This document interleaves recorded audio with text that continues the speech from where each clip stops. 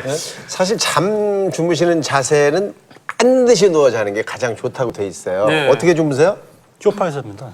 어떻게 주무십니까? 웅크리고 저 같은 경우 엎드려서 좀 자는 편이거든요. 엎드리시고. 네. 어떻게 주무세요? 저는 분명히 이렇게 하고 잤는데 아침 일어나 보면 이렇게 돼 있어요. 저는 참 희한하죠. 새우잠. 새우처럼 이렇게 자지 않으면 잠이 안 와요. 새우잠. 동의보감에서는 사실 잠을 자는 자세에 있어서 이 똑바로 자면은 이게 이제 그 공자님이 그렇게 말씀하셨다는데 이게 지체가 자는 잠이다라고 그렇게 자면 안 된다라고 해서 어떻게 자요? 오히려 한쪽으로 모로 해가지고 자면서 진짜로요?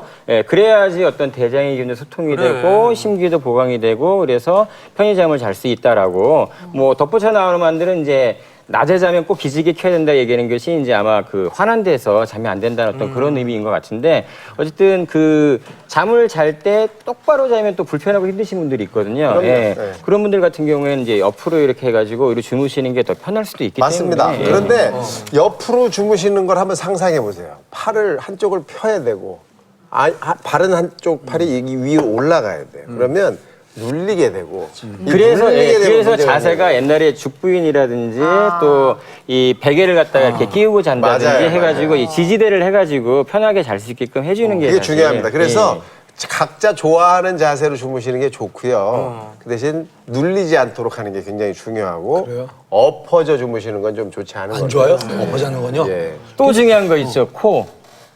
비염이 있다든지 코골이를 한다 그러면 그것이 당연히 수면을 방해하기 때문에 사실 우리 보통 입 벌리고 자게 되거든요. 예, 그러면 그걸로 해서 입도 바짝 마르게 되고 여러 가지 병이 생기기 때문에 비염이 있거나 코골이 증상이 있거나 수면 무호흡증 어떤 그런 경우에는 빨리 전문가 찾아가서 치료를 받으시는 게 역시 또 불면증을 벗어날 수 있는 길이 근데 됩니다. 좋은 자세를 잡고도 선생님 안 되는 경우에 예. 수면제 좀 생각해 볼 수도 있잖아요. 사실은 얼마 전에 이제 다큐멘터리에서 그 최근에 가장 처방이 많이 되는 수면 유도제 부작용 때문에 아마 전국에 계시는 수면 유도제를 드시는 분들이 너무나 무서워하고 공포스러워 하시는 것 같아요. 네. 저는 개인적으로 내가 정말 수면 전문가, 정신건강의학과 선생님이나 수면을 전문으로 하는 의사 선생님께 처방을 받은 수면 유도제는 일정 기간 동안 드시는 것에 저는 동의를 해요.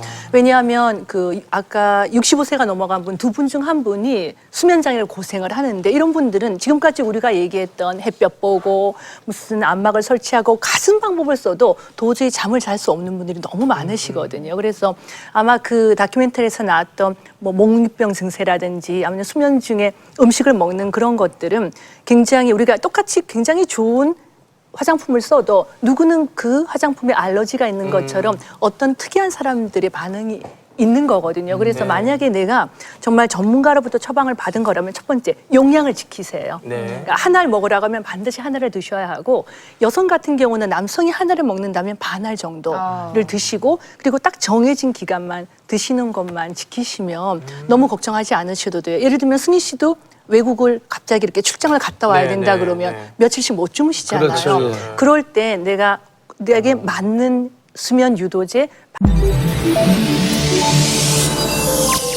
KBS